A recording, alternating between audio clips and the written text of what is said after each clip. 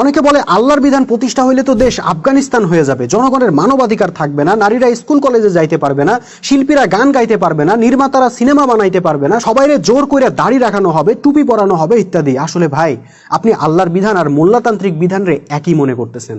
দেখেন, আল্লাহর বিধান মানে হইল কোরআন, আর মোল্লাতান্ত্রিক বিধান মানে হইল হুজুরদের ফতোয়া। দুইটা কিন্তু এক জিনিস না। যেমন ধরেন, গান বাদ্য করলে শাস্তি দেওয়ার ঘটনা অনেক মোল্লাতান্ত্রিক রাষ্ট্রেই আপনি দেখতে পাবেন, কারণ এটা হুজুরদের ফতোয়া। কিন্তু আল্লাহর বিধান বা কোরআন গান গাওয়ার জন্য শাস্তি দেওয়া দূরে থাক, গান গাইতে নিষেধই করা হয় নাই। তার মানে গান গাওয়া মোল্লাতান্ত্রিক বিধানে নিষিদ্ধ, বাট আল্লাহর বিধানে নিষিদ্ধ না।